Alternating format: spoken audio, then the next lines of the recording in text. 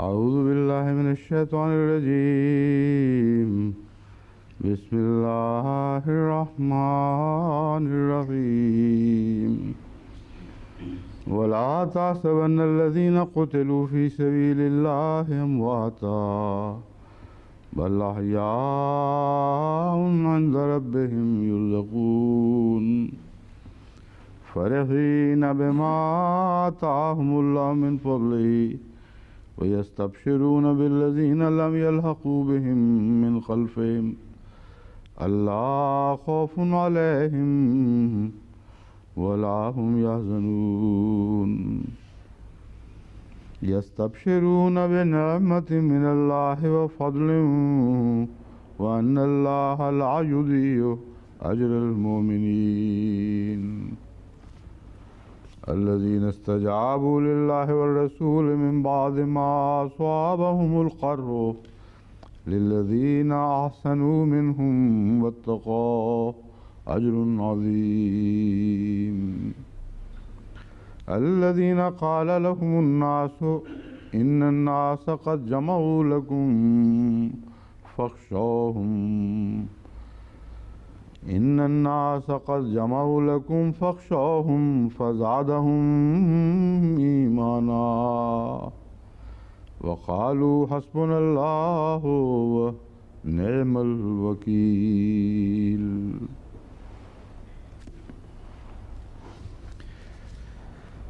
कल हम सूरह आल इमरान की आयत 170 पर Hier, nous avions parlé à propos du verset 170 de la sourate Al-Imran, où il est dit « La tahsabanna alladhina qutilu fi sabilillahi amwatan, bal ahya'un inda rabbihim yurzaqun » Ne pensez pas que ceux qui ont péri pour la cause d'Allah, qu'ils sont morts. Et j'ai aussi parlé à propos de deux autres versets. Il est dit Farihina bima atahumullahu min fadli, se réjouissant de ce qu'Allah leur a accordé de sa générosité. Wa yastabshiruna billadhina lam yalhaqu bihim, et se réjouissant aussi pour ceux qu'ils ont laissés en arrière. Voilà donc le résumé de ces deux versets. Je dois parler à propos de certains aspects de ces deux versets. C'est pour cette raison que je vais retourner vers ces versets de nouveau. Ici, il y a deux sens qu'on a présentés de lam yalhaqu.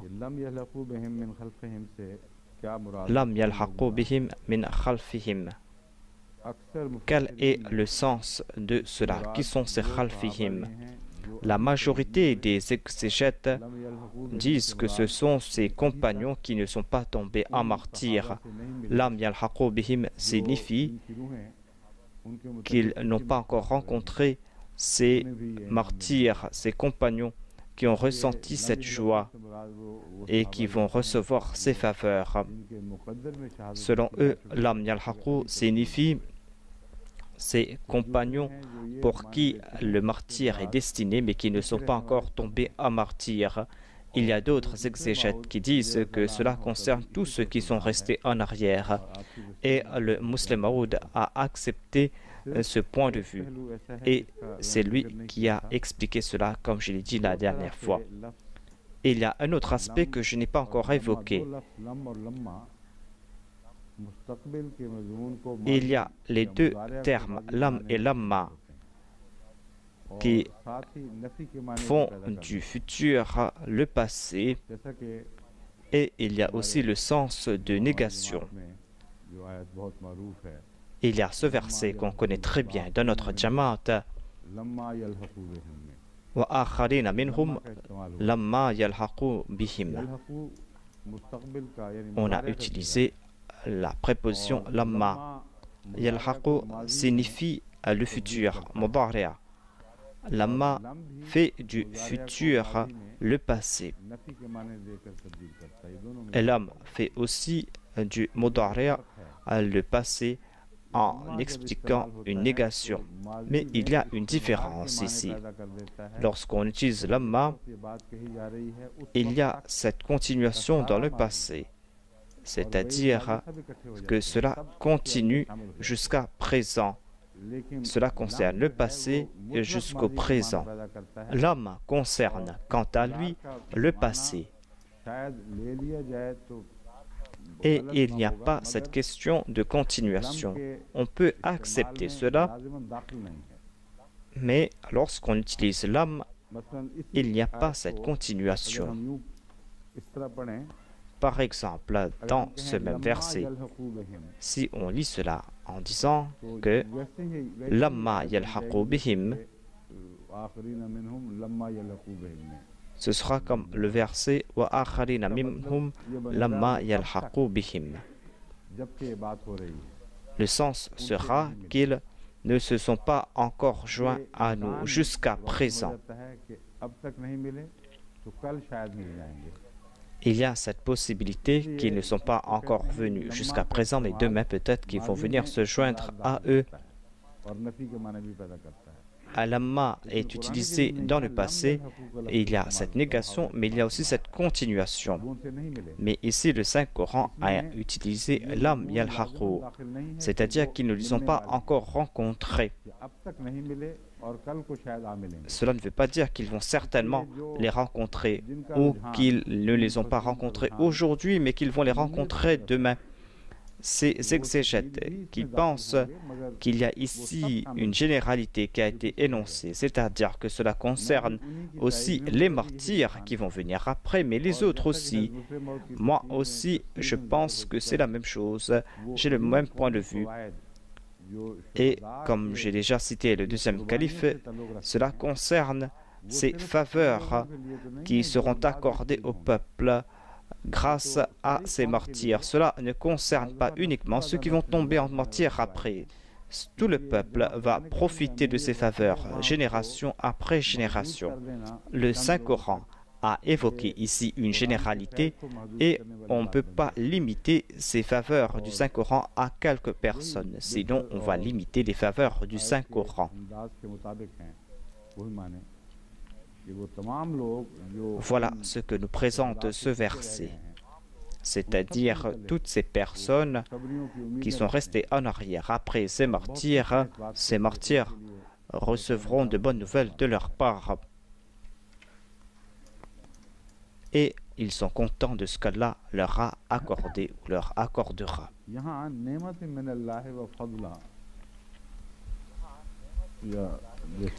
Il est dit ici, ni'matin min Allahi wa fadla.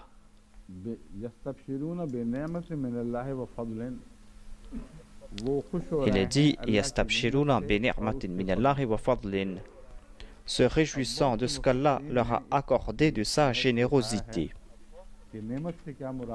Nombre d'exégètes ont soulevé cette question. Que signifie ni'ma ici et que signifie faveur? Alors qu'apparemment ce sont des choses similaires. Ils seront contents de ces faveurs, de ces ni'ma et de ces fadl. Je vais présenter quelques points de vue à ce sujet. Zujaj a déclaré que ni'ma signifie les récompenses qu'on reçoit suite à ses bonnes actions. Et fadal signifie d'autres faveurs qu'on va recevoir. C'est-à-dire, fadal est quelque chose qui sera accordé en plus. Ce n'est pas le résultat des actions que vous avez accomplies. C'est quelque chose qui vous sera accordé en plus. Donc, fadal est quelque chose qui vous sera accordé en plus. Certaines de ces choses seront la conséquence de la bonne œuvre. Et il y aura certaines grâces qui viendront de la part de Dieu. Ce qui a été donné en plus des résultats des bonnes œuvres est appelé fadal. Et ils ont présenté un autre sujet ici. Zujaj présente ces faits. Je pense que c'est le Tafsir Muhit qui a présenté cela et dit que fadal signifie ces autres faveurs qu'on va recevoir au paradis. Ils vont recevoir des faveurs, mais puisqu'on est en train de parler du paradis, c'est pour cette raison que ces faveurs seront sans fin. Fadal signifie ces faveurs qui seront sans fin. et qui vont augmenter au paradis.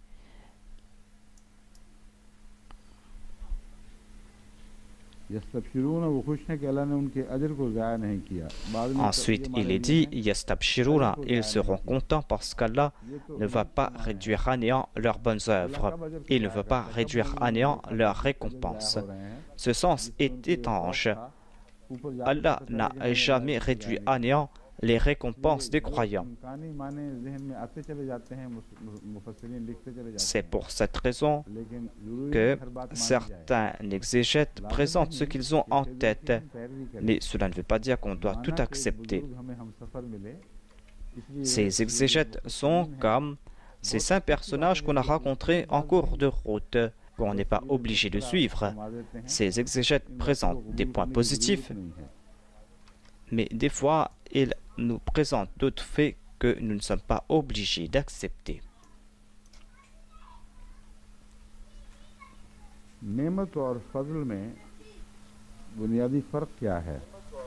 Quelle est la différence entre Ni'ma et Fadl?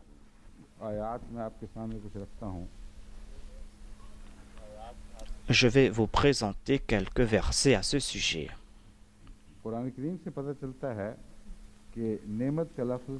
En étudiant le Saint-Coran, l'on comprend que le mot Ni'ma est général. Cela concerne les faveurs de ce bas monde, cela concerne aussi les faveurs de l'au-delà.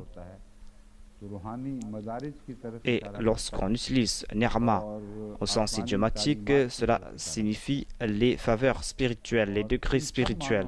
Cela concerne aussi les enseignements célestes et divins. Cela a été expliqué dans cette prière de la sourate Al-Fatiha. Alladhina an'amta alayhim. Montre-nous la voie à droite, la voie de ceux à qui tu as accordé tes faveurs. Cette question d'énarmes ou de faveur est liée avec l'avènement de la charia, la nubuwa, et le fait de profiter de ces faveurs degré par degré qui débutent après la nubuwa et qui ont trait aux divers degrés de la spiritualité. Je vais vous présenter quelques exemples.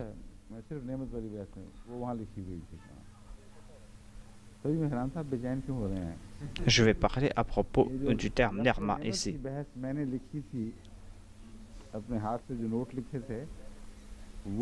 J'ai écrit des notes à propos de la Ni'ma.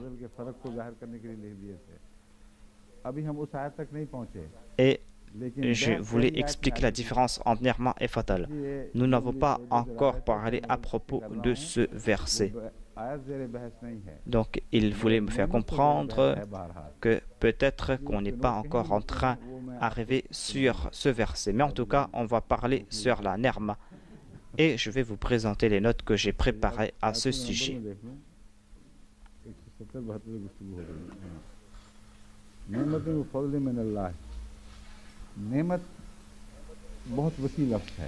Ni'matim minallahi wa fadlin.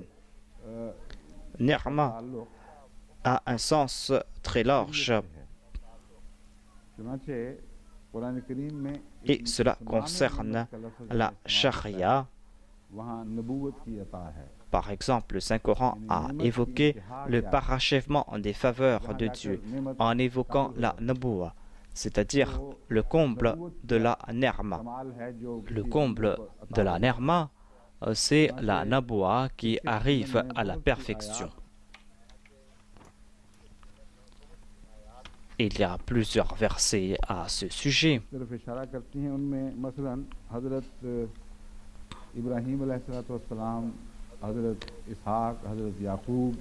Par exemple, il y a des versets qui concernent le prophète Abraham, le prophète Ishaq, Hadrat Yaqub et ses enfants.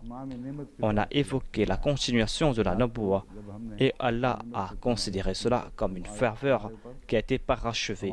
Souvenez-vous, lorsque nous avons complété nos faveurs sur vous,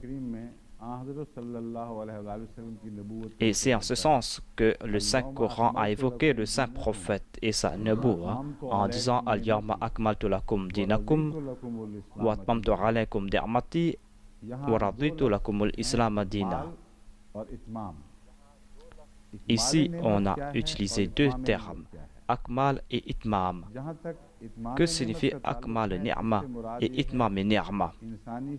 En ce qui concerne itmam ni'ma, cela signifie que Dieu a affiné les sens et les aptitudes de l'homme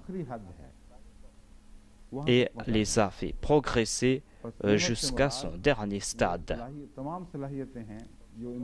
Ni'ma signifie que toutes les aptitudes de l'homme qui ont été accordées à l'homme sont arrivées à perfection.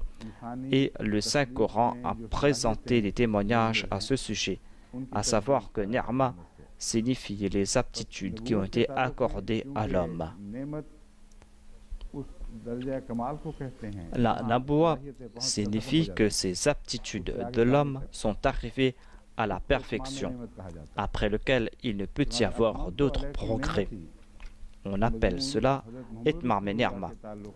Il est dit atmamtu alaykum ni'mati, et cela ne s'applique pas aux saints prophètes comme cela s'applique aux autres prophètes du passé. Ici, il y a un lien entre cette personne, ses aptitudes et ses faveurs qui se sont complétées. On ne peut pas dire que ces faveurs qui ont été complétées sur le prophète Abraham et sur ses enfants ont été complétées de la même manière sur le saint prophète. Car les aptitudes du saint prophète Mohammed Mustafa sallallahu alayhi wa sallam dépassent de très loin les aptitudes des prophètes du passé. C'est pour cette raison qu'on doit regarder le contexte. Lorsqu'on parle à propos du saint prophète, puisque ses aptitudes sont plus vastes, certainement cette faveur qui lui a été accordée est beaucoup plus vaste. Compléter les faveurs sur le saint prophète était une grande tâche. Dieu a déclaré que nous avons parachevé nos faveurs sur toi. C'est-à-dire que toutes les aptitudes du saint prophète sont arrivées à leur apogée.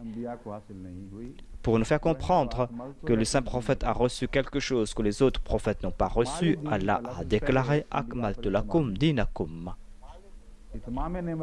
J'ai parachevé la religion, et ce n'est pas quelque chose que j'ai fait pour les autres prophètes.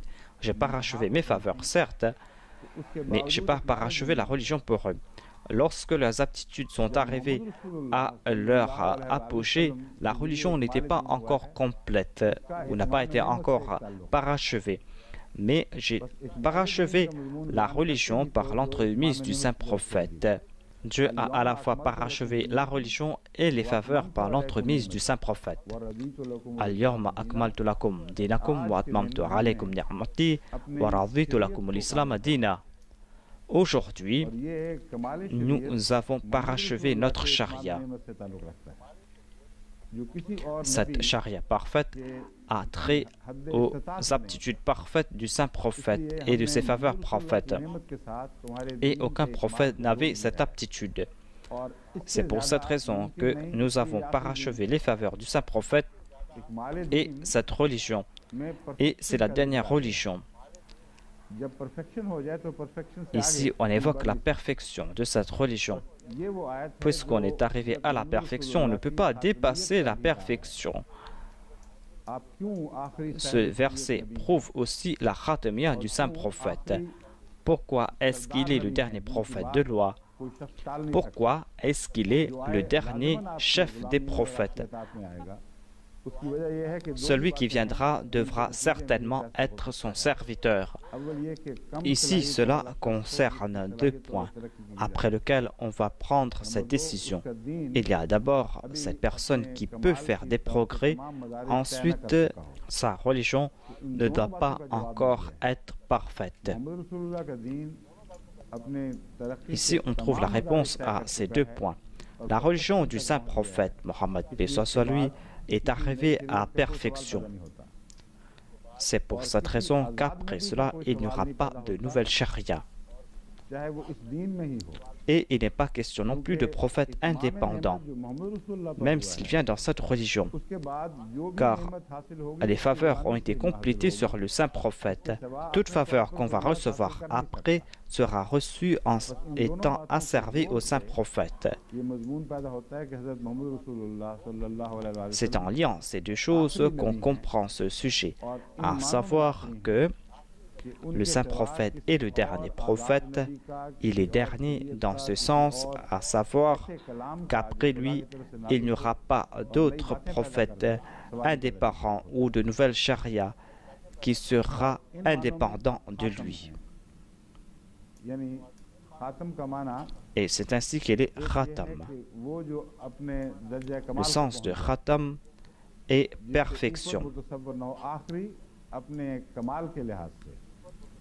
C'est-à-dire qu'il est dernier dans la perfection. Il est le dernier dans sa beauté. Le sens de Khatam doit être lié avec ce verset et un lien profond avec ce verset. Le verset Akmaltu lakum dinakum wa atmamtu alaykum ni'mati wa raditu lakum al-islam dina. Il y a deux aspects qui concernent ce verset. Cela concerne la gloire du saint prophète et le fait qu'il est le dernier. Il est dit qu'il est Khatam, c'est-à-dire que ses aptitudes sont arrivées à perfection. Il est arrivé à l'apogée. Cette personne est arrivée à la perfection, à l'apogée. Toutes les vertus sont arrivées à l'apogée en sa personne. Sa charia est arrivée à perfection et on ne peut rien ajouter dans sa charia. On ne peut pas présenter une meilleure charia. Et en tant que chef, il est arrivé à la perfection et maintenant on ne pourra pas trouver cette faveur par l'entremise des autres. Il faut lier ces deux points. Et c'est là qu'on va comprendre le sujet de Khatam. Khatam signifie aussi certifié et Khatam signifie aussi celui qui est arrivé à la perfection. En ce qui concerne le sens de certifié, on doit comprendre que celui dont la naboua est arrivée à la perfection, c'est lui qui sait c'est quoi la naboua. Et c'est lui qui a le droit de dire qu'il y a les signes de la naboua en un tel ou pas.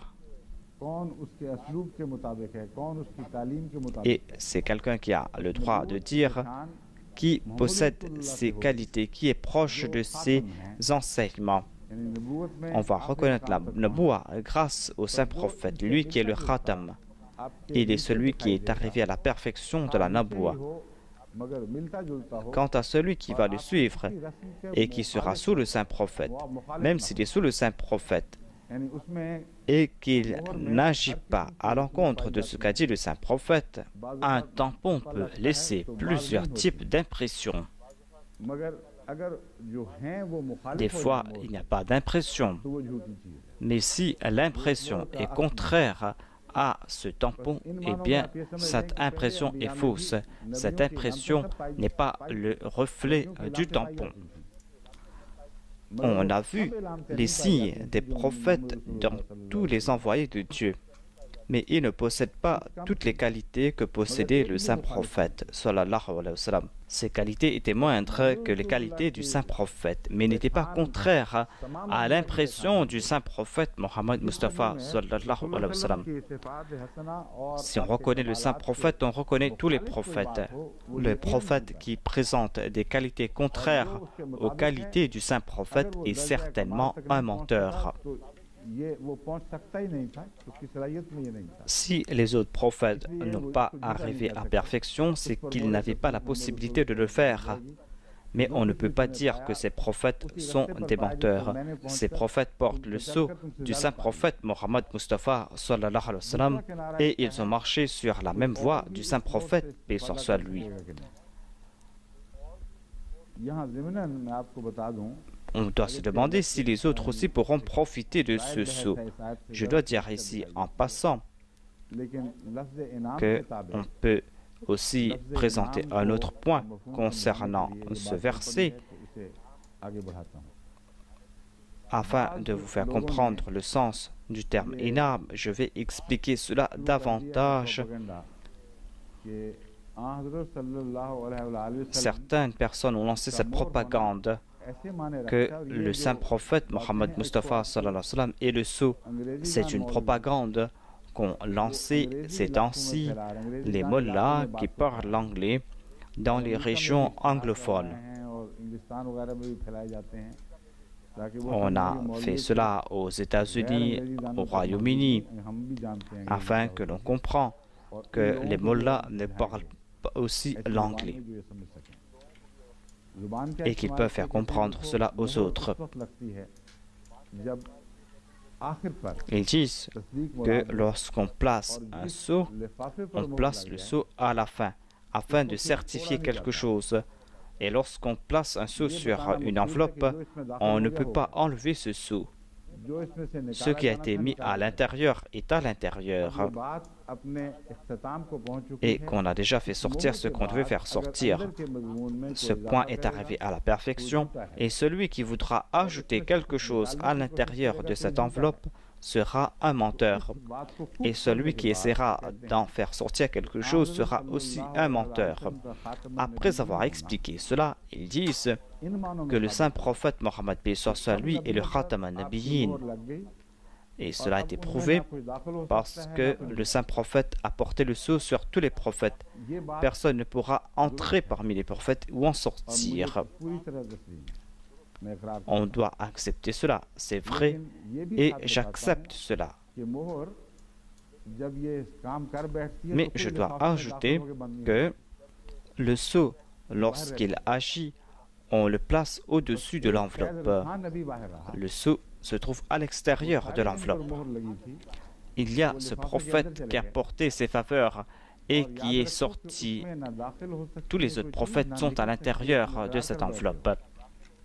Personne ne pourra entrer et pourra en sortir. Alors, d'où vient Jésus-Christ? On a déjà apposé le sceau sur l'enveloppe. Vous critiquez que quelqu'un puisse y entrer, mais quelqu'un pourra-t-il y en sortir? Aïssa, comment va-t-il sortir sans briser ce sceau? En ce qui concerne la khatamiyya du saint prophète Mohammed Mustafa sallallahu alayhi wa sallam, il y a un autre aspect qui a été évoqué dans ce verset de la sourate An-Nisa. Cela concerne les faveurs du saint prophète. Et dans ce verset, il dit « Wa ma yuti Allaha wa rasula » فأولئك مع الذين أنعم الله عليهم من النبيين والصديقين والشهداء والصالحين وحسن أولئك رفيقا.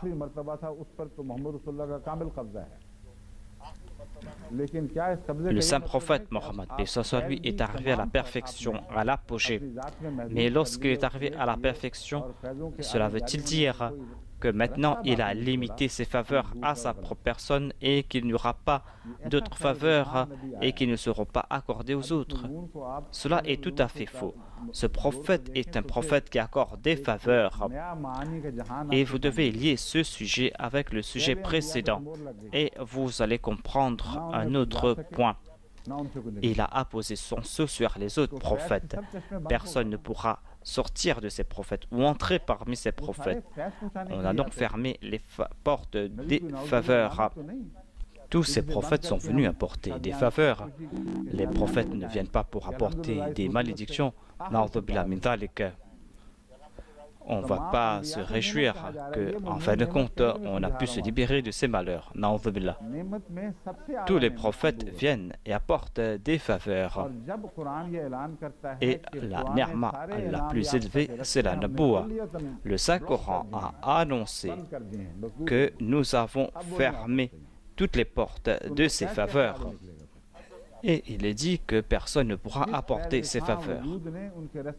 Celui qui est venu fermer la porte à ses faveurs n'est pas venu arrêter ses faveurs, mais il est venu afin de présenter des faveurs encore plus grandes. Et les hommes ne vont pas souffrir le moindrement de ces faveurs qui se sont arrêtées. Quelle est la faveur que vous demandez aux autres et que vous ne pouvez pas trouver chez le saint prophète?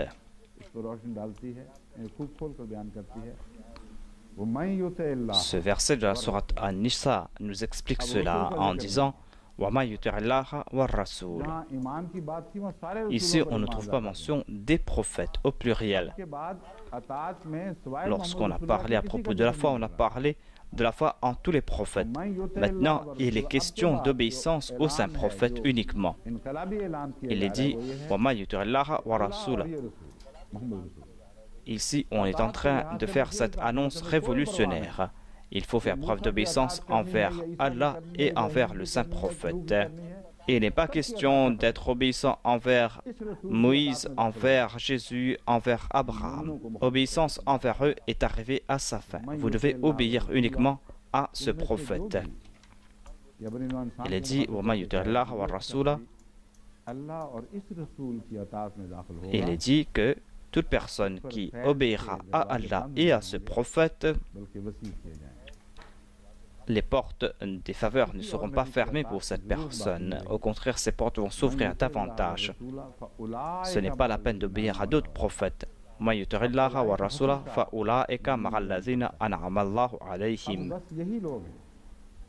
Ici, Ulaika nous explique cela. Voilà ces personnes à qui Dieu a accordé ses faveurs. Mais ici, on trouve Marallazina an'amallahu alayhim. Il n'est pas dit Minallazina. Certains ulémas présentent une objection en disant que Dieu a déclaré Mara, c'est-à-dire avec. C'est-à-dire qu'ils ne seront pas les personnes qui ont reçu des faveurs, mais seront avec ces gens qui ont reçu ces faveurs.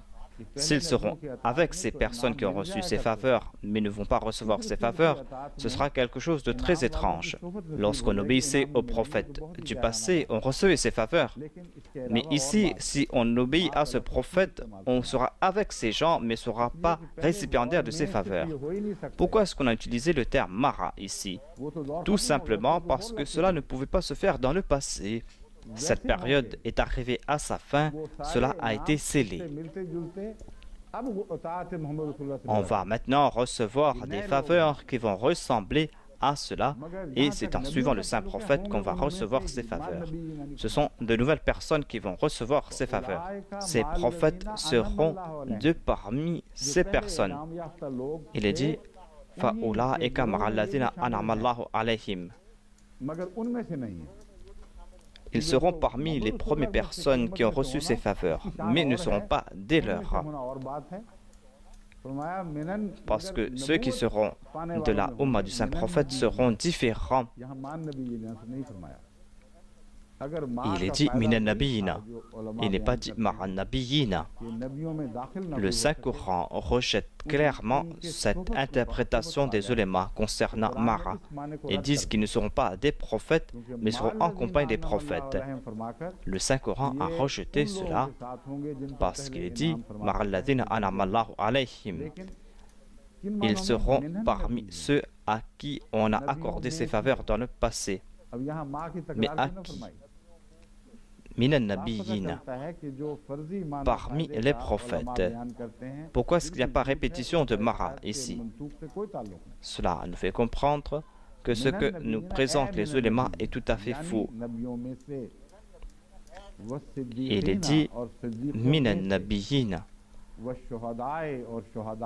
Ils seront parmi les siddiq, ils seront parmi les shuhada, et ils seront parmi les salihin. Ces gens seront parmi ceux-là. Ce sera une nouvelle génération de gens qui vont recevoir des faveurs, qui vont recevoir ces faveurs parce qu'ils ont été obéissants envers le prophète d'Allah. Ensuite, il est dit « Wa hasuna ulaika rafiqa ». Ce sont de très bons compagnons.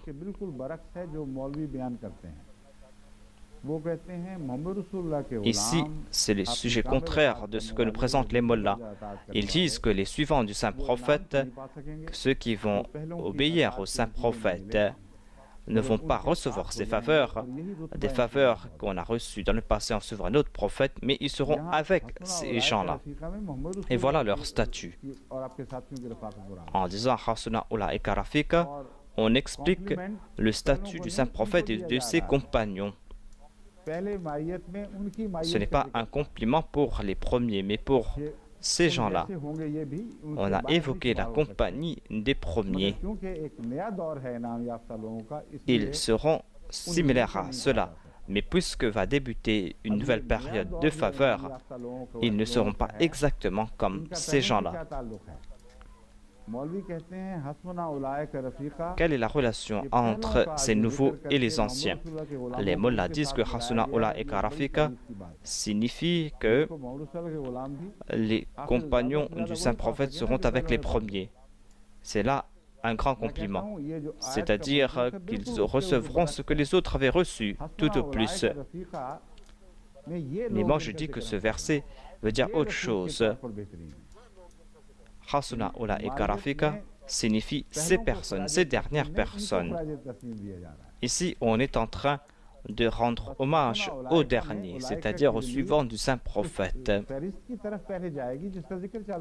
Lorsqu'on dit ulaika, on va se tourner vers la liste qui a été évoquée auparavant.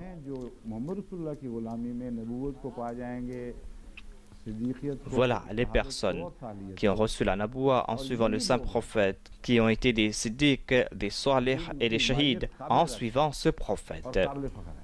C'est la compagnie de ces personnes qui méritent attention. Ceux qui vont jouir de la compagnie de ces personnes seront certainement très contents. J'ai déjà présenté un hadith à propos du prophète Moïse, à savoir qu'il voulait être de la Ummah du saint prophète. Il voulait être prophète de la Ummah du saint prophète. Dieu a déclaré non. Ces prophètes viendront de cette Ummah. Ces prophètes viendront de parmi ces gens. Moïse a déclaré donc je n'ai pas besoin de la naboua. Fasse que je sois en leur compagnie. Le Saint-Coran est en train d'évoquer cette compagnie. Allah a déclaré que non, toi tu es venu avant et eux viendront après. Les faveurs qu'ils vont recevoir, je ne peux pas les accorder maintenant. Voilà le sens de Hasuna ulaika rafiqa. Les prophètes désireront être en compagnie des compagnons du Saint-Prophète. Et Allah a déclaré non.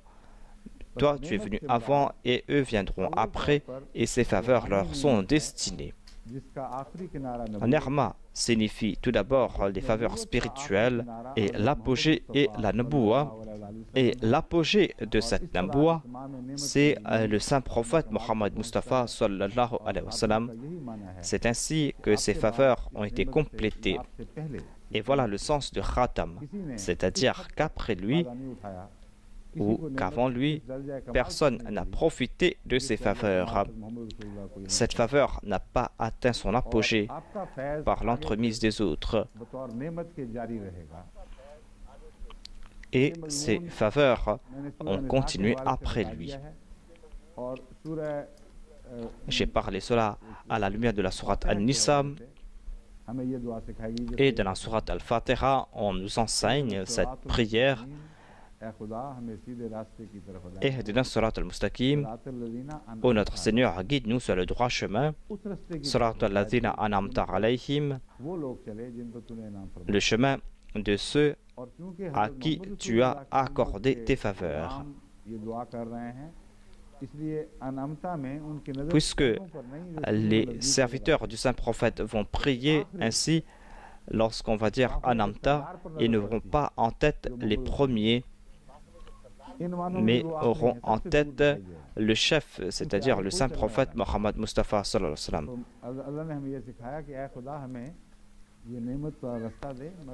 Allah nous a enseigné cette prière.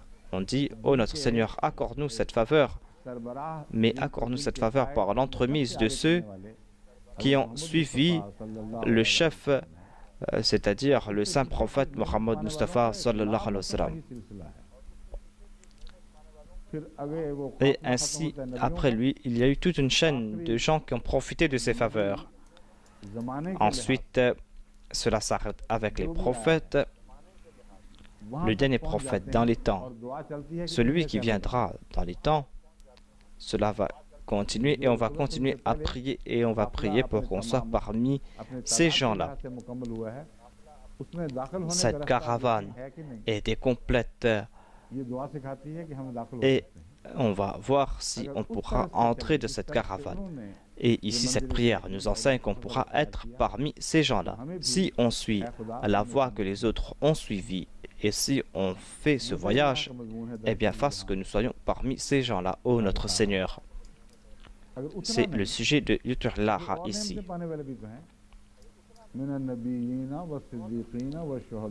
Si on ne peut pas avoir ces faveurs, alors il y aura d'autres faveurs. Accorde-nous des faveurs. Au moins, ne nous place pas derrière les salihin. Si on nous place derrière les salihin, nous serons en danger. Et après salihin, il y a les dangers qui débutent. Mahdoub alayhim wa ladhalin. Il y a un grand nombre de mardoub, des gens qui ont attiré la colère de Dieu. Il y a aussi nombre de dhalin qui se sont égarés du droit chemin après avoir été guidés dans le droit chemin et qui se sont égarés.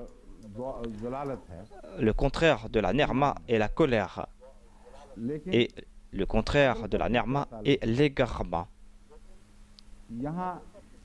Quelle est la relation avec Fadl ici?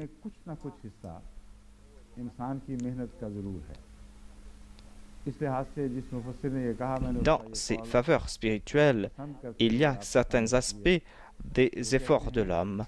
C'est pour cette raison qu'il y a certains commentateurs qui ont dit que pour recevoir ces faveurs, il faut accomplir quelque action. Et lorsqu'on a appelé quelque action, on doit recevoir quelques récompenses ou on s'attend à recevoir des récompenses. Mais on recevra des récompenses à la mesure des actions. Après cela débute Fadl.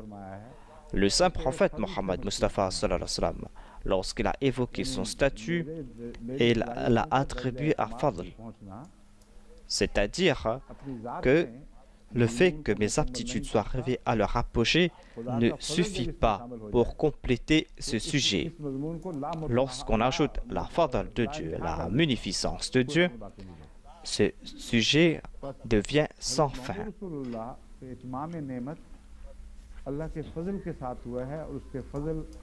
Les faveurs ont été complétées sur le saint prophète par la munificence de Dieu. Il y avait toujours la fadl de Dieu et cette fadl va l'accompagner toujours. Dans ce verset, il est dit فَانْقَلِبُوا بِنِعْمَةٍ مِنَ اللَّهِ وَفَضْلٍ.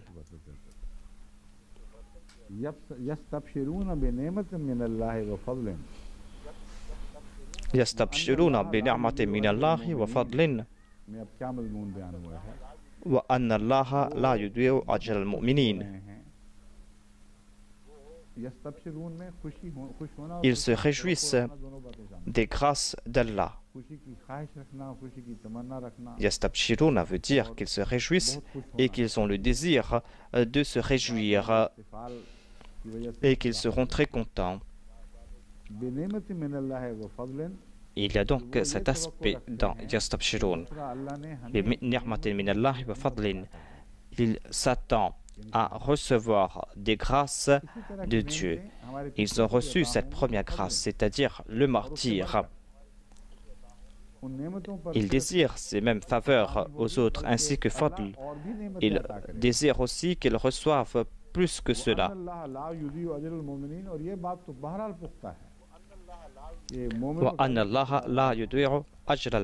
En tout cas, il est sûr et certain qu'Allah ne permet pas que soit perdue la récompense des croyants. C'est-à-dire, ces personnes disent que certainement nos récompenses ne seront pas perdues, car il y a celui qui va accorder davantage, il va accorder cela à ceux qui vont venir après, et nous avons de tels espoirs concernant leur personne.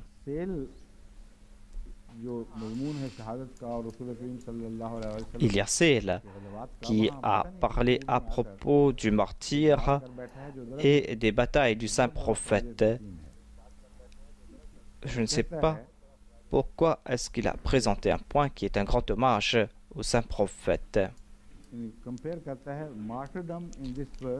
Et il fait la comparaison entre le martyr dans ce verset et dans le verset biblique qui se trouve dans le Nouveau Testament.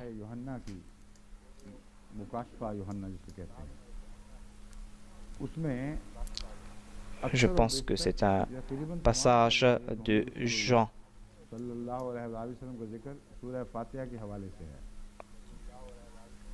On trouve mention du saint prophète à la lumière de la sourate Al-Fatiha.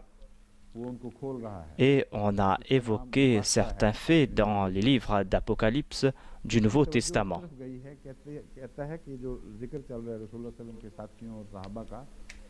Celle a déclaré qu'on a parlé à propos du saint prophète et de ses compagnons, et qu'il s'est souvenu de ce verset d'Apocalypse, le verset 2 du chapitre 2 des Révélations. Il a déclaré que je regardais quand l'agneau ouvrit un des 7 sceaux, et j'entendis l'un des 4 êtres vivants qui disait comme d'une voix de tonnerre, « Viens !» Je regardai, et voici parut un cheval blanc. Celui qui le montait avait un arc, une couronne lui fut donnée, et il partit en vainqueur et pour vaincre. C'est-à-dire, il dit qu'il y a des prophéties qui concernent le saint prophète ici. C'est pour cette raison qu'il a parlé à ce sujet. Il a déclaré qu'il y a cette prophétie dans le livre des Révélations. S'il n'a pas tout expliqué, mais il a évoqué ce point car c'est un point qui lui plaisait. Il a déclaré, et je regardais quand l'agneau ouvrit un des 7 sceaux. On trouve mention ici de l'agneau.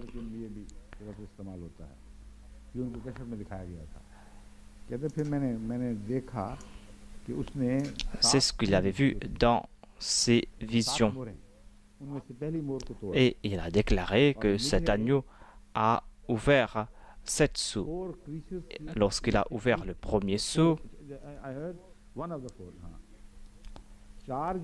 il a vu 4 êtres vivants. Il y avait ces 4 êtres vivants et il a entendu quelqu'un qui s'est exprimé d'une voix de tonnerre et qui a déclaré « Viens !» Et je regardais et voici parut un cheval blanc.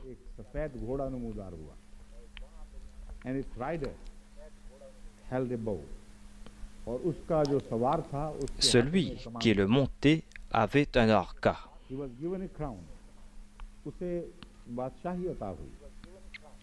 Il avait une couronne, c'est-à-dire on lui a accordé la souveraineté et il portait la couronne de la souveraineté et il est parti en vainqueur et pour vaincre.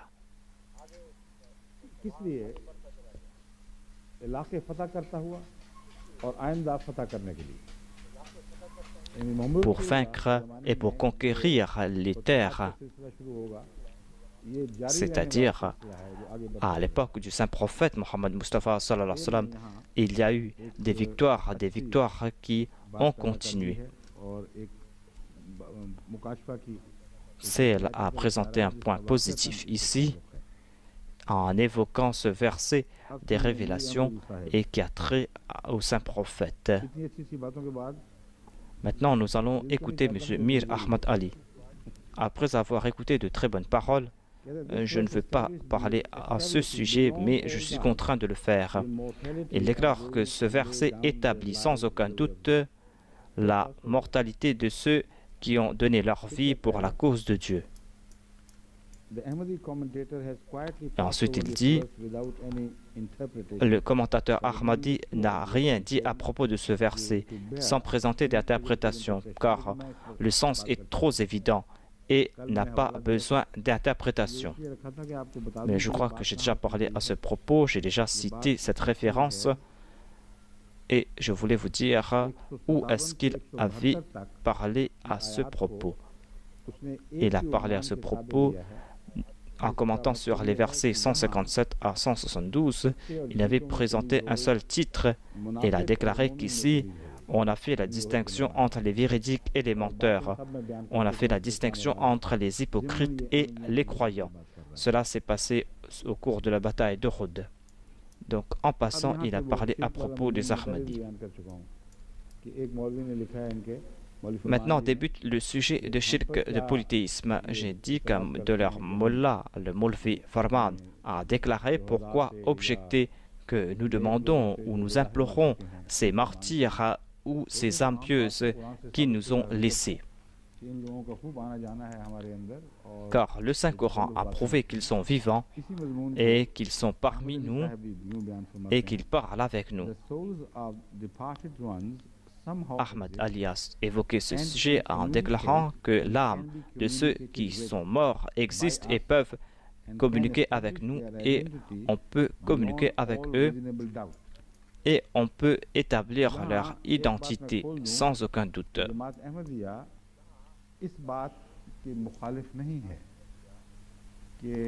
La communauté Ahmadiyya n'est pas contre de telles interprétations, c'est-à-dire qu'on peut établir des relations avec ces âmes.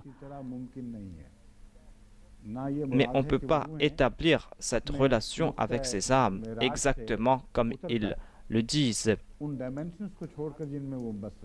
C'est-à-dire que ces âmes ne vont pas descendre de là où ils sont, sortir de ces dimensions pour venir et entrer dans notre dimension à nous et être comme nous. Cela n'est pas vrai. Et j'ai dit qu'à part cela, il y a un autre argument. Lorsqu'on voit ces âmes, on les voit avec des corps. C'est pour cette raison que le Messie promis alayhi salam a déclaré que je les ai vus avec mes yeux. C'est-à-dire que c'était des personnes que j'avais vues avec les yeux, comme nous sommes en train de se voir les uns les autres. Le Messie promis alayhi salam a expliqué cela en disant que ces âmes qui nous ont quittés, les âmes qui ont quitté ce corps et cette terre, ne ressemblent pas à nos corps, à nous. Ils passent par une grande révolution. Le Messie promis l'Islam a dit qu'il a vu ces personnes avec ses yeux. Cela ne veut pas dire que lorsqu'il a vu le saint prophète et qu'il a vu ses visions, cela veut dire que c'était des personnes en chair et en os qui sont venues le rencontrer. Cela ne veut pas dire cela. Cela veut dire que lorsqu'on voit ces personnes, on les voit dans la forme des personnes. C'est comme si on les voyait avec nos yeux physiques. On voit en fait leur image.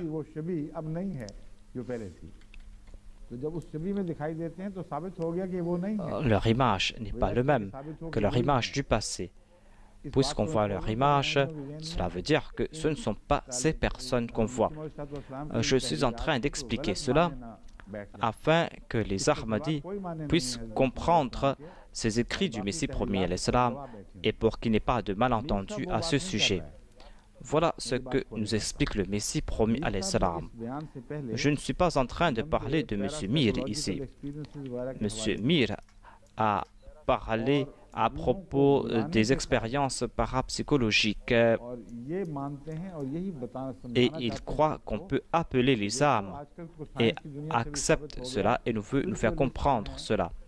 Il a déclaré que cela a été prouvé par la science et il y a les spiritualistes qui appellent les âmes, des âmes se présentent. Donc pourquoi objecter contre nous, à savoir que nous croyons dans le polythéisme, alors que maintenant c'est une vérité que l'on n'a établi. Et certainement, les pieux du passé peuvent venir nous rencontrer.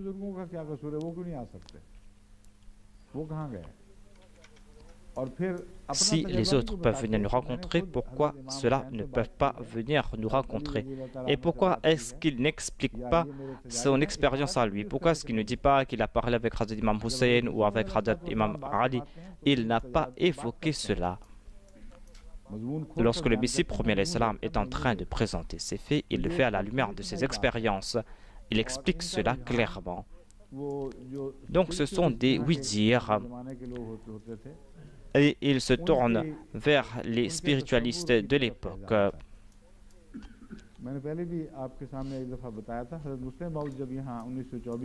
J'ai déjà évoqué cet incident qui concerne le Muslim Maud lorsqu'il était ici en 1924. Il y avait une association de spiritualistes et il a pris du temps pour aller les rencontrer. Et il leur a dit que moi, je veux appeler quelqu'un. Ce que nous raconte M. Mir nous fait comprendre que lorsqu'on appelle quelqu'un, c'est cette personne en personne qui se présente. Le Muslim Maud a dit que je suis parti voir cette dame et elle dit que nous sommes prêts et quelle est l'âme que vous voulez appeler. Le Muslim Maud a déclaré que je veux appeler l'âme du saint prophète Mohammed sallallahu alayhi wa sallam. Si je peux le rencontrer, ce sera le comble. Et après quelque temps, la dame a dit que voilà, il est présent. L'âme du saint prophète était présente. Et il a dit que je suis en train de parler avec le prophète. Et le musulman a déclaré que si vous êtes le prophète de Dieu, eh bien récitez la sourate al-Fatiha. Voilà, c'est tout ce que je veux. L'autre a répondu que je ne sais pas la sourate al-Fatiha. Ou a dit que l'âme du saint prophète a répondu que je ne sais pas la sourate al-Fatiha. Voilà donc l'état de ces âmes que veut appeler M. Mir. Ce sont des futilités, des histoires et des légendes, rien de plus. Les visions, quant à elles, laissent derrière elles des preuves et des vérités. On voit des visions et ces visions ne sont pas dénuées de tout sens et ne sont pas comme ces expériences psychologiques des gens ordinaires. C'est quelque chose qui est complètement différent.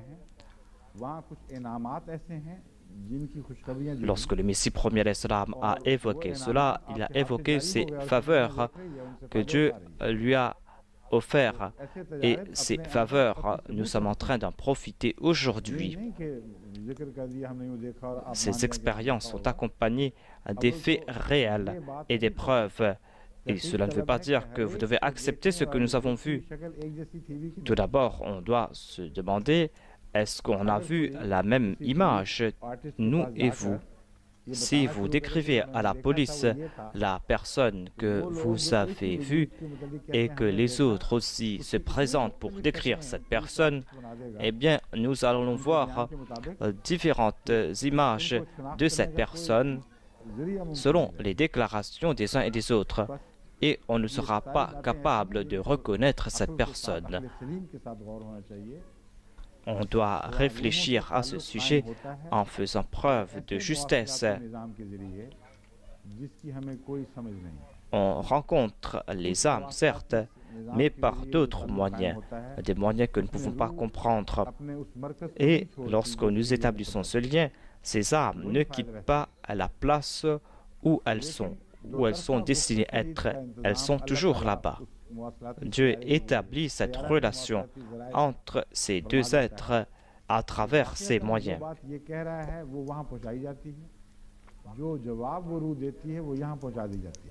Et il arrive à transmettre ses paroles et ses réponses de part et d'autre. Et l'âme ne se présente pas en tant que telle. Et il doit y avoir des preuves à ce sujet.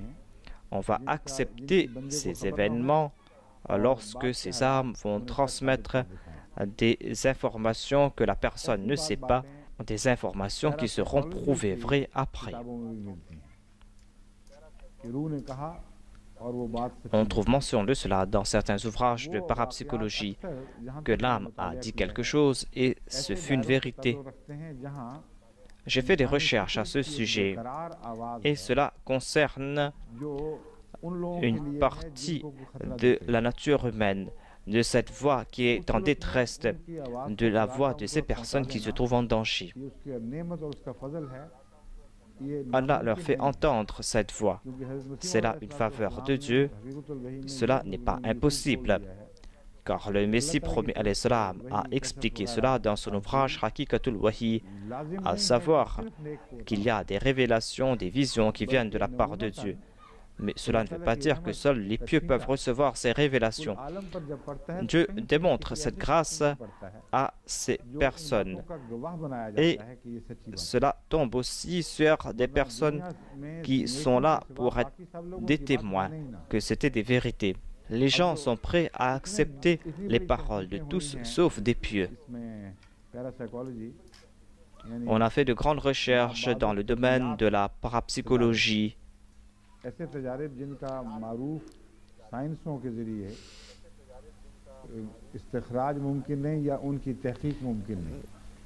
Des expériences qui ne concernent pas des voies de la science connue. On appelle ces expériences comme des expériences parapsychologiques ou paranormales. Des expériences qui ne concernent pas les méthodes scientifiques normaux. Cela ne concerne pas la chimie, la physique. Voilà ces expériences qu'on a faites. Et on a prouvé clairement que une personne peut dire la vérité et présente que cela sera ainsi et il en est ainsi.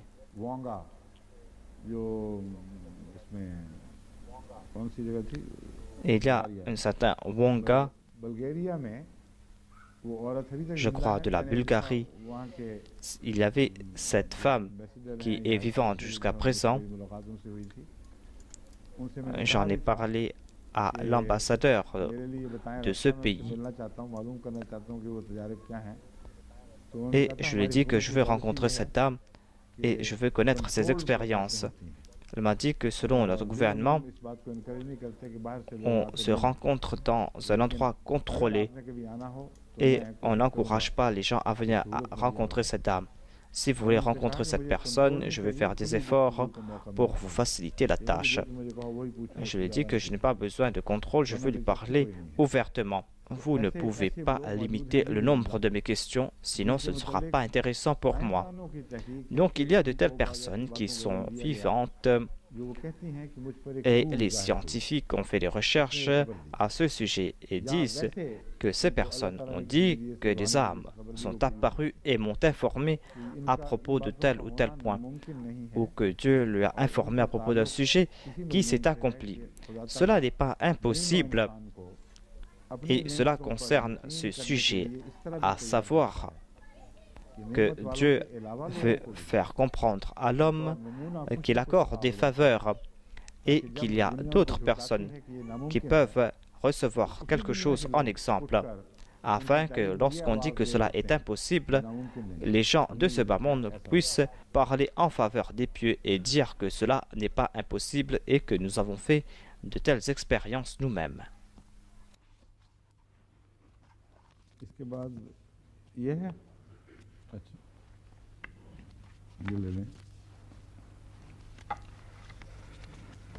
الذين استجابوا لله والرسول من بعد ما أصابهم القرح للذين أحسنوا منهم واتقوا أجر عظيم الذين قال لهم الناس إن الناس قد جمعوا لكم فاخشوهم فزادهم إيمانا وقالوا حسبنا الله ونعم الوكيل. यकीन वो लोग जिन्होंने अल्लाह ताला की दावत पर Quant à ceux qui, après avoir été blessés, répondirent à l'appel d'Allah et du messager. Min ba'di ma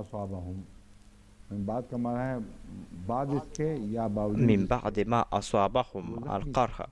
Bard signifie en dépit du fait qu'ils avaient été blessés. Lilladhina ahsanu minhum wattaqaw ajrun azim. Ceux d'entre eux qui font le bien et qui se conduisent en juste seront bien récompensés. Lilladhina ahsanu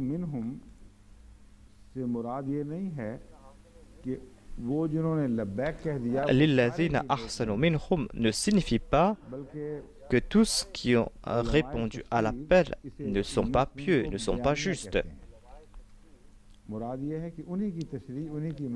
Les ulémas disent que ce min est un min bayaniya, c'est-à-dire qu'on est en train de décrire ces personnes ici. Ces gens sont ainsi. Min ne fait pas la différence ici, qu'on est en train de parler uniquement de ceux qui sont justes, des gens qui seront récompensés. C'est-à-dire qu'on est en train de parler de ceux qui font le bien. Il est dit ici que toutes ces personnes font le bien. Toutes ces personnes sont des muttaqis et Allah en témoigne. Sinon, de telles personnes n'auraient pas pu répondre à l'appel de Dieu et de son prophète. Ensuite, il est dit Alladhina qala lahumun nasu. Ce sont à cela que les gens disaient Inna nasa qad jama'u lakum. Des hommes se sont massés contre vous.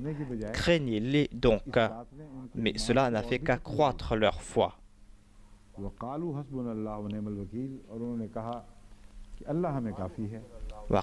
hasbunallah wa ni'mal wakil. Et ils dirent Allah nous suffit et il est le meilleur protecteur.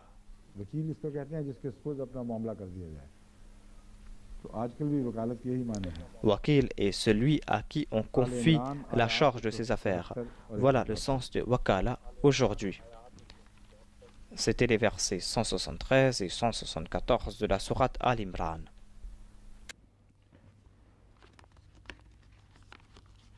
Al-Jawabo के असल माना मुफरदात राग़िब के नज़दीक Al-Jawabo, selon le mufradat de l'imam Raghib, signifie une frange de montagne. Le mot Qudr est un terme du persan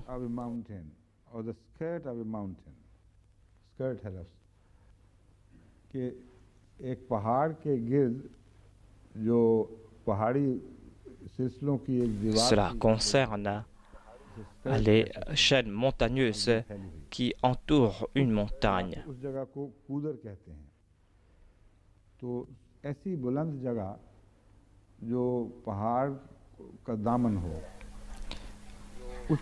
On est en train de parler à propos de ces endroits élevés qui entourent une montagne. On appelle cela al-Jawq. On utilise al-Jawb pour tout type de distance. Al-Ja'iba signifie une nouvelle qui se répand. Al-Istijaba signifie accepter une parole. Et Allah déclare Istajibu lillahi wa lil rasoul.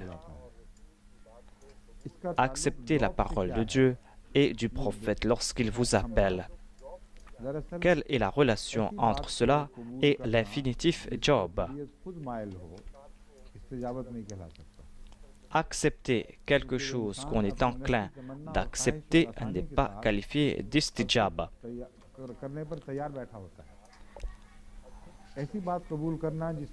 Car l'homme s'est déjà préparé psychologiquement pour arrêter ses faits. Lorsqu'on doit accepter quelque chose et qu'on doit faire des efforts et monter vers le haut, faire des efforts, c'est pour cela qu'on utilise le terme istijaba. Sinon, on ne va pas mériter les éloges. Il y a donc ce lien entre le terme job et ces montagnes, c'est-à-dire des chaînes qui entourent une montagne, c'est-à-dire qu'on doit faire des efforts pour grimper. Et cela veut dire que celui qui va vous appeler vous appelle vers quelque chose de bien. Il y a certaines difficultés sur cette voie et on utilise le terme istijaba à celui qui répond à cet appel.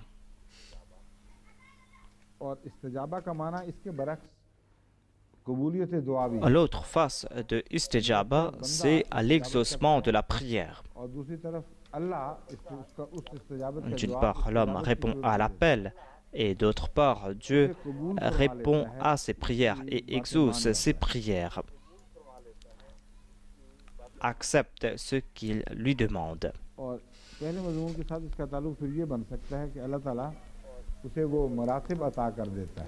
La relation entre ce verset et ce premier sens, c'est qu'Allah lui accorde ce grand statut, ce statut qui a trait à ses hauteurs, et il exauce ses prières, et lui accorde cela par l'entremise de ses prières, même si cette personne n'arrive pas à monter. Jab signifie déchirer, et Jab signifie donc ce trou ou cette poche dans laquelle on peut placer sa main. Jab signifie aussi le cou, là où on fait un trou pour qu'on puisse passer la tête dans la chemise. Jab signifie donc déchirer. Il est dit par exemple, وَثَمُودَ الَّذِي جَابُوا الصَّخْرَ بِالْوَادِ. Le peuple de Thamoud avait creusé leur demeure dans des montagnes. Ce sont des gens qui habitaient dans des montagnes et qui avaient creusé leur maison dans ces montagnes. Mujib signifie celui qui accepte une prière. وَلَقَدْ نَادَانَا نُوحٌ فَلَنِعْمَ الْمُجِيبُونَ. Nous avons appelé Noé et nous sommes de ceux qui répondent à l'appel.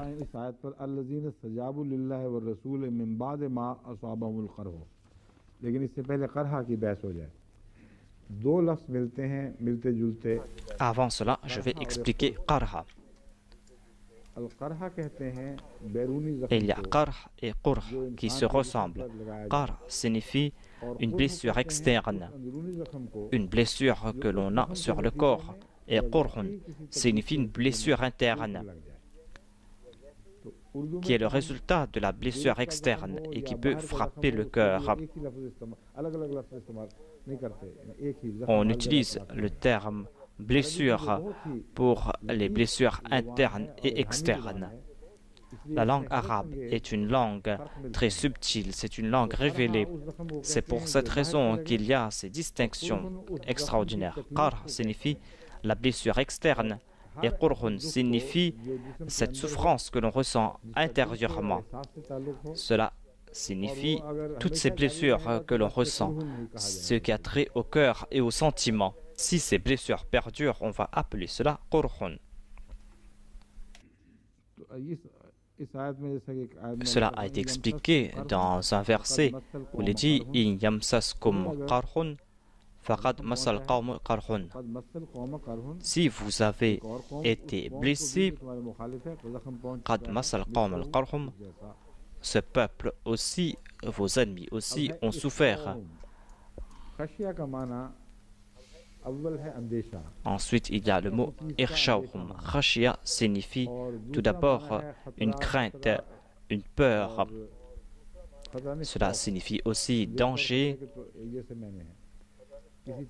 Cela signifie aussi la peur, la crainte, craindre quelque chose. Il y a cette crainte, cette peur. Les lexiques ont fait cette distinction ici, c'est-à-dire si vous avez une appréhension concernant quelque chose, en pensant que cela peut se passer, pour cela vous utilisez le terme khashia, et si cet événement a eu lieu, vous utilisez aussi le terme khashia. Mais s'il y a cette crainte, attention que cela ne se passe. Cela fait partie plus des appréhensions. Vous avez des appréhensions concernant vos proches, qu'ils ne soient en danger, qu'ils fassent un accident. Et ensuite, il y a la peur que cela va se passer. Il y a un certain désir que cela ne se passe pas.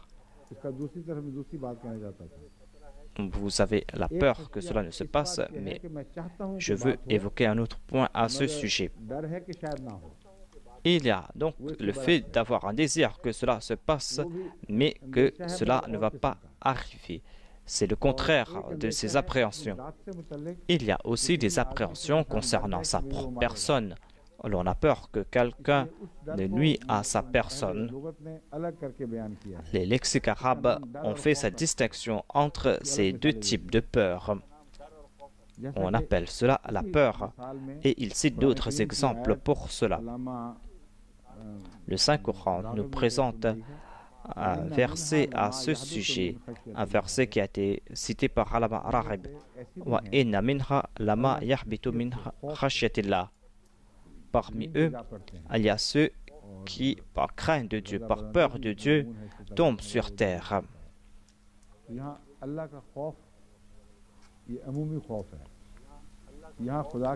Ici, on est en train de parler de la crainte de Dieu. C'est la crainte de la colère de Dieu.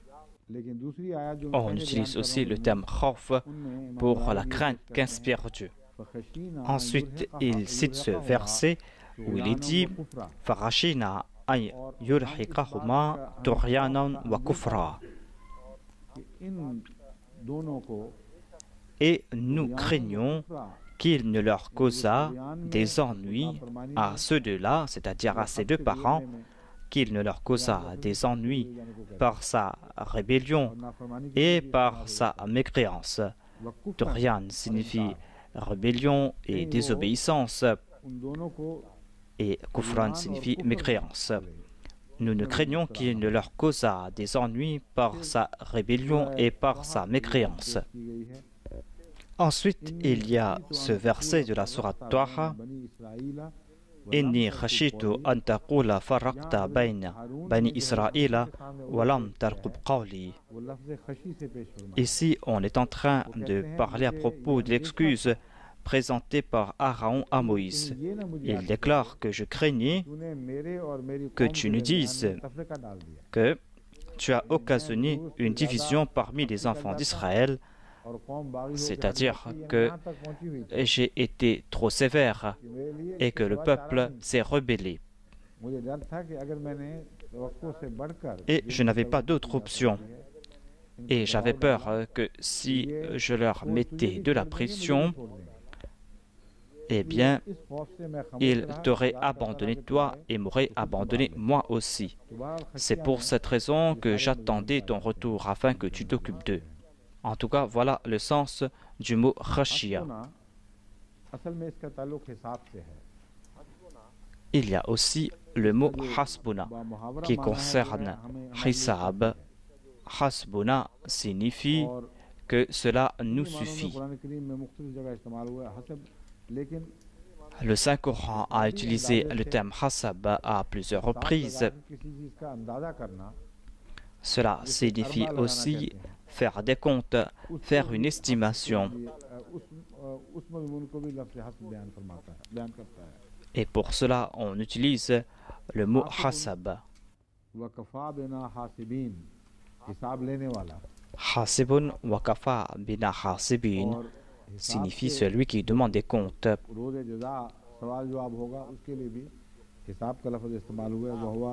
C'est-à-dire au jour de la résurrection, on va nous demander des comptes et on va utiliser le mot hisab. Des fois sur terre, Dieu demande des comptes à des peuples et leur donne des avertissements. À leur propos, Allah déclare Wahwa sari'ul hisab. Lorsqu'il a pris une décision, il ne va pas attendre leur mort. Il prend cette décision sur terre même. Ensuite, il est dit Yarzuqu man yasha'u bighayri hisab. Il accorde des provisions à qui il veut sans compter. Il ne compte pas lorsqu'il accorde ses provisions. Ensuite, yarzuquhu min haythu la yahtasib. Ici, on comprend davantage ce sujet. Il accorde des provisions de là où il ne s'y attend pas. Lorsque quelqu'un réfléchit sur son futur et sur ce qu'il va récolter ou lorsqu'il pense que peut-être que je vais avoir quelque chose de là, tout cela a trait au hisab, au compte. Il fait des comptes concernant ce qu'il a et ce qu'il peut posséder et peut dire que je pourrais trouver des avantages ici et là. Il essaie de trouver des moyens pour passer ces jours difficiles. Allah déclare que moi, lorsque je donne sans compter. D'une part, je ne compte pas lorsque je donne et tes comptes aussi ne marchent pas.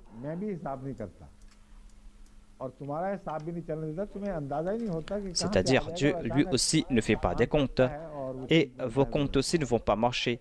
Vous ne savez pas d'où va venir ces choses. Le ciel va s'ouvrir et va vous accorder ses grâces. Cela a trait à ces faveurs que Dieu accorde. J'ai fait cette expérience et il y a des Ahmadis qui m'écrivent que nous avons un moment difficile, alors que nous ne pouvions pas faire ce sacrifice, nous avons pris la décision que nous allons faire ce sacrifice. Quelle que soit la situation, nous allons faire ce sacrifice. Et certains ont dépensé pour la cause de Dieu la somme qu'ils avaient économisée pour un but spécifique. Et Allah leur accorde de là où ils ne s'y attendent même pas. On ne trouvait pas mention de cela et cette somme leur est tombée dessus. Mais il y a aussi un aspect intéressant concernant le hisab. Et pour leur faire comprendre que nous vous avons accordé cette grâce en raison de ce sacrifice, on va vous accorder la même somme que vous avez sacrifiée, où ils ont reçu exactement la même somme dont ils avaient besoin. Comment dire donc que cela est bighayr hisab, qu'il n'y a pas de compte à ce sujet? Selon moi, cela aussi c'est bighayr hisab, c'est-à-dire qu'il n'y a pas de compte ici. C'est-à-dire que vous ne vous attendez pas à cela. Min haythu la yahtasib. Je vais vous accorder de là où vous ne vous attendez pas. J'ai fait ces comptes pour vous afin que vous puissiez comprendre que c'est une grâce de Dieu et que ce n'était pas un fait du hasard.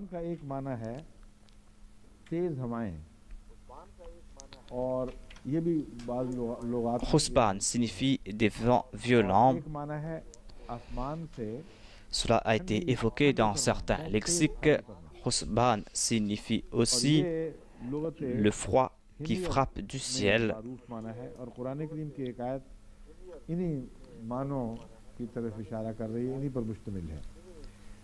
Il y a un verset du Saint-Coran qu'on a évoqué.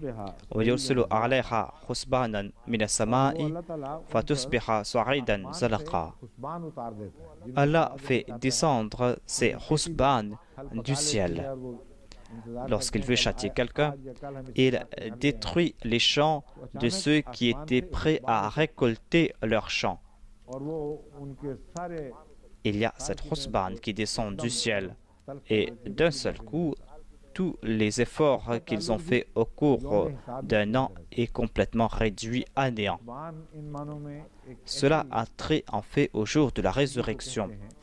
Khusban est un froid qui frappe les planteurs afin de les châtier. C'est quelque chose qui lui demande des comptes. Même si on attache cela avec un péché ou pas, mais on a présenté cela dans les lexiques, car ici le Saint-Coran a utilisé le terme khusban pour cela. C'est-à-dire, cela a été envoyé afin de leur demander des comptes. C'est un froid qui apporte destruction et qui détruit leurs champs.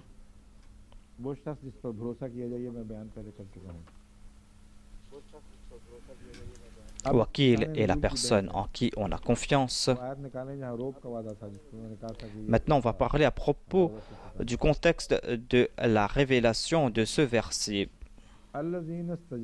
Il est dit dans ce verset, Alladhina stajabu lillahi wa lirasuli min ba'di ma asabahumul qarh. Quant à ceux qui, après avoir été blessés, répondirent à l'appel d'Allah et du prophète. Ils ont répondu à cet appel alors que cela était difficile. बावजूद इसके कि उनको जख्म पहुंच चुका था लिल्लज़ीना अहसनु En मिनहुम dépit वत्तक़ौ qu'ils avaient अजरन été blessés, उनमें से जिन लोगों ने ये कमाल हुस्न का لِلَّذِينَ मुजाहरा किया أَحْسَنُوا مِنْهُمْ وَاتَّقَوْا أَجْرٌ और عَظِيمٌ. तक़वा इख्तियार Quant किया à ceux qui उनके font le लिए bien अजर अज़ीम et qui se conduisent en juste, en इस मज़मून के muttaqi, मुतल्लिक़ ces personnes इख्तिलाफ seront है bien बात récompensées. कहते हैं ये हमराउल असद से ताल्लुक़ रखने Il y वाला a वाक़या है certaines dissensions à ce sujet. जिसकी तरफ Certains इशारा किया जा disent रहा que है और cela बात a के trait à मुताबिक l'incident de Hamra al-Assad. दूसरी जगह Et है selon d'autres, cela concerne un autre कहाँ है fait. वो नाम दूसरा जो बदर सूरा की जगह का नाम है पूछ रहा हूँ मैंने लिखा था यहाँ कहीं हाँ मर्रुज़ ज़हरान Cela concerne l'incident de Marud Dhahran. उससे ताल्लुक़ रखने वाला वाक़या है Marud Dhahran, qu'on dit Osfan. C'est un incident qui s'est passé. क्या वाक़या हुआ Je vous ai déjà parlé à propos du premier incident. Que s'est-il passé à Hamra al-Assad? Le saint prophète Mohammed Mustafa sallallahu alayhi wa sallam, après la bataille d'Uhud, le lendemain, il a annoncé que maintenant vous devez vous préparer, vous tous qui avez participé avec moi dans la bataille d'Uhud pour le djihad, venez avec moi de nouveau et nous allons poursuivre l'ennemi. Le saint prophète a pris cette décision selon certains historiens parce qu'il avait reçu des nouvelles que l'ennemi s'était campé quelque part et attendait. On n'a pas de preuve à ce sujet, c'est-à-dire qu'il avait reçu des informations ou pas. Et selon moi, il n'y a pas de récit authentique à ce sujet. J'ai fait des recherches et je ne sais pas si quelqu'un avait informé le saint prophète. Il y a peut-être un récit où je me souviens qu'on avait dit qu'on avait informé le saint prophète. Mais l'année précédente, j'ai déjà rejeté cette hypothèse. C'est Dieu qui avait pris cette décision et c'est Dieu qui avait informé le saint prophète à ce sujet. Et ce n'était pas le résultat du hasard, car les croyants avaient besoin de ce traitement. C'était important pour défendre les croyants, afin de démontrer leur taqwa et leur foi, et afin aussi de fermer la bouche de ces personnes qui se sont attaquées à l'honneur des compagnons du saint prophète Mohammed sallallahu alayhi wa sallam, des personnes qui ont prononcé des paroles blessantes concernant les compagnons du saint prophète. J'ai déjà parlé à ce propos auparavant. Donc ce n'était pas un incident ordinaire, c'est un incident qui a transformé la bataille d'Uhud en une victoire. Et on ne trouve pas de tels exemples à ce sujet. Regardez partout et vous n'allez pas voir de telles victoires.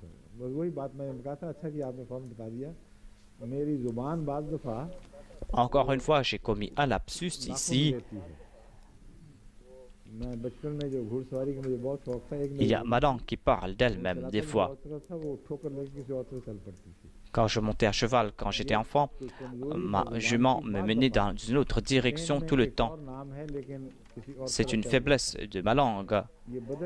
J'ai un nom en tête, mais moi je prononce autre chose. Donc peut-être que j'ai prononcé Badr par association, car certains exégètes ont appelé cela Badr Thani, le deuxième Badr. Donc j'avais cela en tête, c'est pour cette raison que j'ai dit Badr ici. Donc je parlais à propos de la bataille d'Uhud. Cet incident a renversé la vapeur concernant la bataille d'Uhud et a montré un tout autre résultat. C'est un incident glorieux. On ne trouve pas d'exemple similaire dans l'histoire du monde. Je vous présente ce qui s'est passé. Le saint prophète a dit « Venez avec moi ». Et il y avait avec lui ces blessés qui n'avaient pas de monture. La majorité d'entre eux n'avaient pas de monture. La plupart d'entre eux ont marché à pied. Il y avait un frère qui portait son frère blessé sur son dos. lorsqu'il n'arrivait pas à marcher, il portait ses gens sur leur dos. Ils sont sortis à plus de 10 km hors de Médine, alors qu'ils n'avaient pas de moyens pour prendre la fuite. Et il était en train de poursuivre un ennemi qui avait apparemment remporté la victoire. Et les gens croyaient qu'il les avait abandonnés par pitié et qu'il voulait en fait détruire les musulmans. Les orientalistes pensent que ces koufars pouvaient anéantir les musulmans et qu'ils n'avaient pas perdu plus de 14 personnes. Ils étaient 3000, ces soldats ennemis. Et il y avait 300 soldats blessés qui les poursuivaient. Ces soldats musulmans avaient subi des blessures externes et internes. Et ces blessures internes avaient affecté profondément leur cœur. Et ils disaient que nous avons flanché et apparemment nous avons été infidèles envers notre maître. Comment cela s'est-il passé? La solution de tout cela se trouvait dans ce qui s'est passé. Donc on ne peut pas dire que ce fut un fait du hasard. C'était en fait le décret de Dieu, cela devait se faire car il n'y avait pas d'autre moyen d'agir. Le saint prophète Mohammed Mustafa sallallahu alayhi wa sallam avait reçu cette directive de la part de Dieu qu'il devait sortir. Et il est sorti et aucun ennemi, même le plus infâme, ne pouvait dire qu'il pensait qu'il pourrait avoir la vie sauve. Ils ne se sont pas souciés de leur personne. S'ils avaient reçu des informations, ces informations étaient qu'ils allaient être attaqués. Ces informations peuvent être vraies, c'est-à-dire qu'ils avaient reçu ces informations qu'ils allaient être attaqués, mais c'est Dieu qui a informé le saint prophète. Il n'y a pas d'autre façon pour expliquer cela. Sinon, cela aurait été plus difficile encore pour ces soldats, car les autres attendaient pour venir les attaquer et ils sont partis dans leur direction. Comme je l'ai dit, cela a trait à ce verset que certains orientalistes disent qui sont hors contexte, que ce verset n'est pas à sa place et que ce verset se trouve ailleurs. Alors que ce verset explique tout très clair et il n'y a pas d'autre place pour placer ce verset. Ce verset est Sanulqi fi qulubi alladhina al-kafaru ru'ba bima ashraku billahi ma lam yunazzil bihi sultanan wa ma'wahum nar wa bi'sal mathwa adh-dhalimin. Vous avez subi cette perte au cours de la bataille d'Uhud, mais nous vous faisons cette promesse. Sanulqi, très certainement, nous allons remplir le cœur de ces koufars de crainte et de peur, et cette peur a trait à leur polythéisme. Cela ne sera pas le résultat de votre nombre à vous. Et leur fin sera l'enfer. J'ai dit que cela a trait à l'incident de Hamra al-Assad. Et cet incident est là pour fermer la bouche des ennemis. Et voyez cette référence que j'ai eue à ce sujet. Et ces ennemis qui se gaussaient concernant la situation de la bataille d'Uhud ont été contraints de dire le contraire et de présenter ces faits. Ils ont été contraints de dire qu'il y avait la terreur dans les cœurs des soldats ennemis. La terreur avait frappé les cœurs des ennemis des musulmans.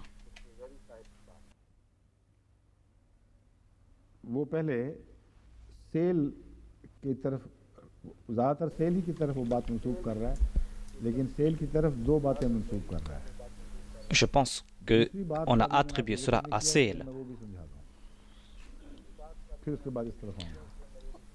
Je veux vous présenter deux points à ce sujet.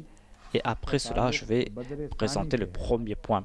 Selon certains, ce verset a trait à ce deuxième Badr, c'est-à-dire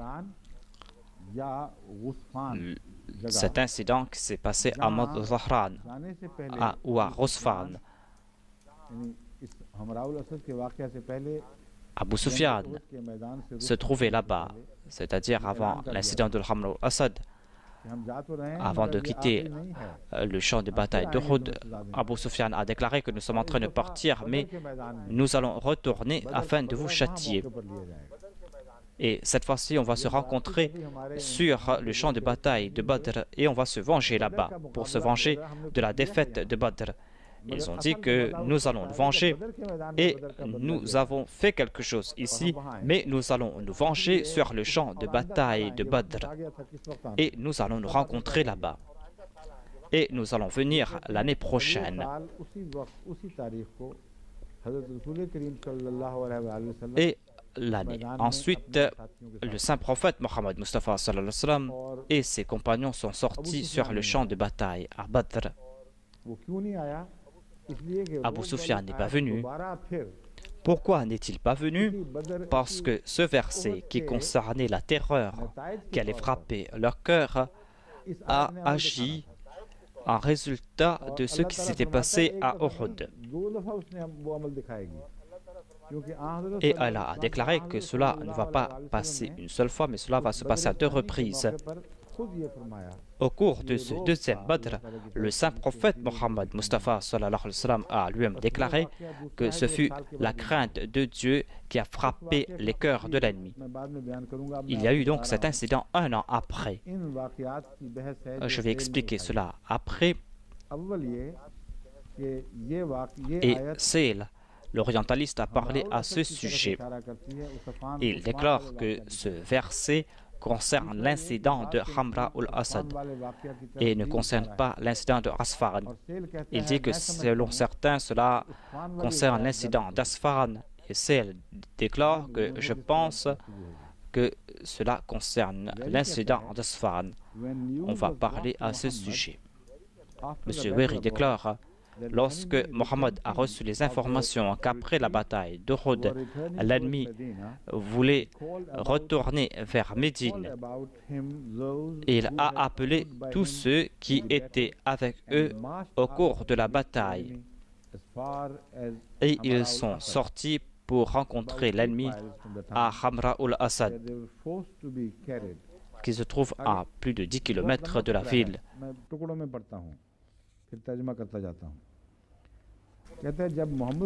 Je vais présenter ce qu'il a dit. Il a déclaré que lorsque le saint prophète Mohammed lui a reçu cette nouvelle après la bataille d'Uhud, que l'ennemi s'était en train de se lamenter parce qu'il avait fait retraite. Ils s'étaient retournés sans compléter leur tâche.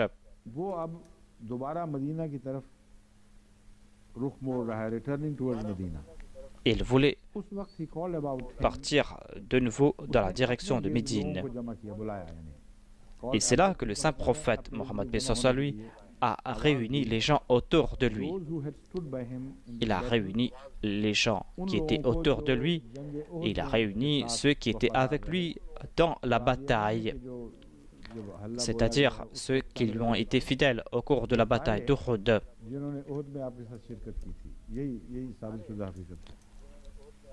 Il a appelé toutes ces personnes qui ont participé dans la bataille d'Uhud. Et ils sont sortis pour rencontrer l'ennemi aussi loin que Hamra al-Asad. Hamra al-Asad qui se trouve à 8000 de Médine. Et certains ont dû être portés par d'autres. Certains étaient blessés et on devait les porter à dos d'hommes. M. Weri a utilisé la phrase qu'ils ont été forcés d'être portés et essaye de nous présenter 2 sens. Au lieu de rendre hommage à ces personnes, c'est-à-dire au lieu de dire qu'ils voulaient être présents là-bas et qu'on devait les porter pour qu'ils soient présents, c'est ce qu'on a dans les récits, mais celui-là, il dit qu'ils ont été contraints d'être portés et qu'on les a pris par force alors qu'ils n'avaient pas le désir de partir là-bas. Mais on ne trouve pas de tels récits dans la réalité. Weri a donc placé une phrase ambiguë afin d'éviter les objections, en disant qu'ils ont été portés en raison de leurs blessures. C'est pour cette raison qu'ils ont été portés. Mais il ajoute ensuite que la panique a frappé l'armée koraïchite et ils ont changé de point de vue et sont partis dans la direction vers leur maison. Selon lui, il y a eu une peur qui a causé de la panique dans les rangs ennemis. Cela les a frappés au cœur et ils ont dû quitter cette place. Et c'est un résultat qu'ils étaient contraints de retourner vers la Mecque et ils n'avaient pas d'autres issues. Ces ennemis de l'islam, quelque temps auparavant, étaient en train de se gausser sur la victoire des Koraïchites en disant qu'ils ont remporté la victoire sur les musulmans et qu'ils vont les anéantir et qu'ils ont eu pitié des musulmans. Mais ils ont été contraints d'accepter le contraire, c'est-à-dire à Hamra al-Assad, il y a eu un autre incident. Cet ennemi avait peur, était frappé de terreur et ils ont été poursuivis par des blessés qui étaient portés à dos d'hommes et qui les ont forcés de quitter cet endroit. Il est dit dans ce verset, Sanulqi fi qulubi alladhina kafaru ar-ru'ba bima ashraku. Dieu dit, je fais la promesse que certainement nous allons leur frapper de terreur et toutes vos blessures seront guéries. Vos blessures externes seront guéries et vos blessures internes aussi seront guéries. Car Allah a déclaré que cet incident aura lieu. Il a dit, lilladhina ahsanu minhum wattaqaw ajrun azim. Nous vous avons accordé le pardon et après cela, on doit évoquer leurs bonnes œuvres et leurs actions et on doit citer en exemple leur taqwa. Et la promesse a été faite que ces personnes recevront une grande récompense. Voilà l'incident de Hamra al-Assad. Et Wiri écrit à ce sujet que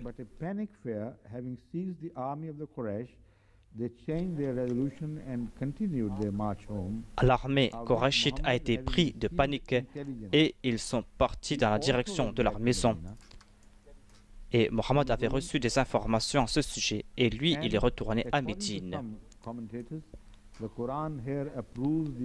Et selon certains commentateurs, le Saint-Coran met en exergue la foi et le courage de ceux qui ont accompagné le Saint-Prophète à l'occasion. Il déclare que lorsque le Saint-Prophète a reçu cette information, que l'ennemi a abandonné son poste et est parti dans la direction de la Mecque, c'est là que le Saint-Prophète est retourné vers Médine. C'est-à-dire, il n'était pas là pour effrayer les autres en disant que nous sommes en train de vous poursuivre. Il a attendu et ils sont restés là-bas 3 jours et 3 nuits. Lorsqu'il a eu la certitude que l'ennemi était parti, c'est là que le Saint-Prophète est retourné. Il déclare que certains commentateurs, tous ces commentateurs ont déjà dit cela. Ils savent très bien que ici, ces gens méritent éloge.